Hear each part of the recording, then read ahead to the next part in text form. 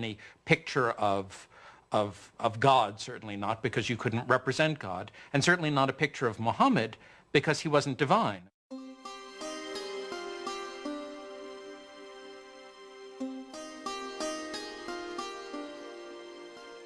At certain times and places, people did make images of the Prophet Muhammad, but these are not religious images. These are not images meant to be worshipped. They're not images of a saint or of God. They are images of Muhammad as a historical figure.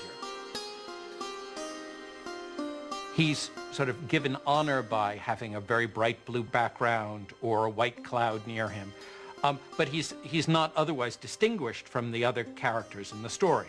At other times, people did represent the Prophet, but he was always represented with a white cloth over his face to hide his face, so that there were different approaches to doing this. But in all of these are not devotional images. You're not supposed to look at them and pray towards them. You're to learn more about the history of your religion with the emphasis on history from them. As Muhammad's community grew, so did the opposition. People, of course, were skeptical and said, look, if you're a prophet, where's your miracle? And the prophets in the Quran, Moses had miracles, Jesus had miracles. Where's your miracle? The Quranic answer to that challenge is, this is the miracle, this Quran. But that wasn't miracle enough for the people who defined themselves by the gods of their ancestors and the totems of their tribe. Their doubts increased. The idea of life after death appalled them. So the Quran presents people as really being skeptical. You mean to tell me that after I die and my body has gone back to the elements and I've been putrefied, that I'm going to be put back together again and brought back to life? That, of any of the messages in the Quran, that struck the people of Arabia as being the most hard to believe. Muhammad also spoke of eternal damnation for the unjust.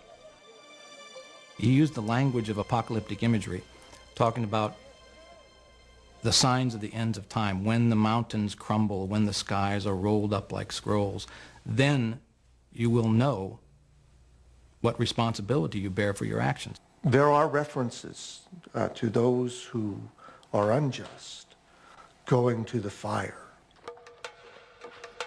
To the non-believers, the divine reckoning Muhammad invoked was an outrage. His dismantling of their heritage and customs, deeply unsettling. It was a threat in several ways, to their social order, to their age-old traditions, and an economic threat because of the importance of the pilgrimage shrine of the Kaaba in Mecca. As Muhammad's following increased, the social fabric of the caravan city began to unravel. Business suffered as pilgrims and traders, worried for their safety, left town. The tribal leaders decided Muhammad and his message must be removed permanently. They didn't want him taking over. They didn't want him horning in on their control of the city. They made things very difficult for him, perhaps even plotted his assassination. They tried to keep him away from the Kaaba. They did everything they could to try to run him out of town. They demanded that Muhammad's uncle remove his clan's protection from the Prophet, which would clear the way for his murder without the threat of retribution. But his uncle refused. The battle lines were drawn. Nothing short of tribal war would settle the conflict now.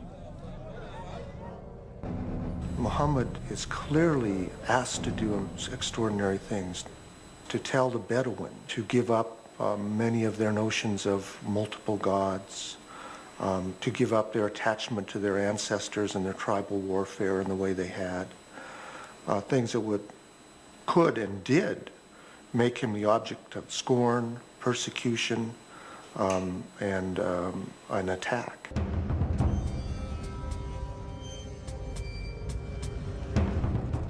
Muhammad's followers were forced from the marketplace and starved. Those without clan protection were tortured and killed.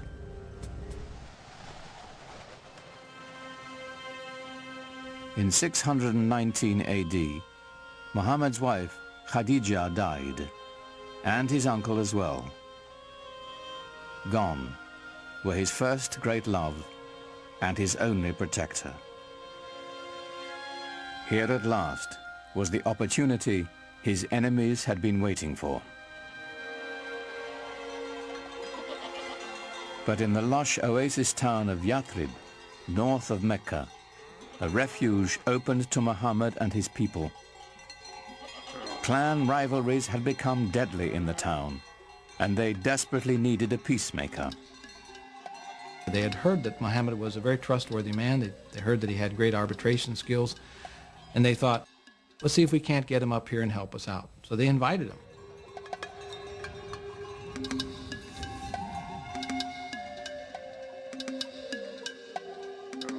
Muhammad agreed to travel to Yathrib and settle their disputes in exchange for a safe refuge for his people.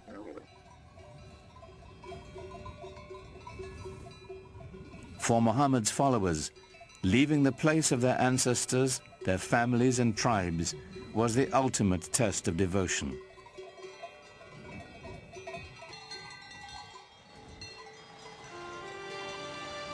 In doing so, they began a new community, a new tribe. For the first time, they were bound together not by blood, but by faith.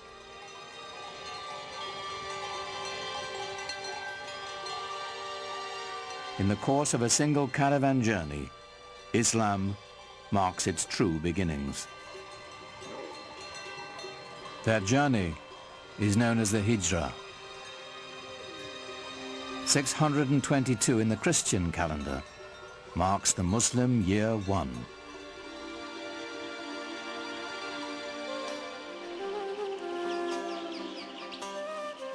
Muhammad's goal among the people of Yathrib was the same as his larger mission, to bring unity and peace with his message.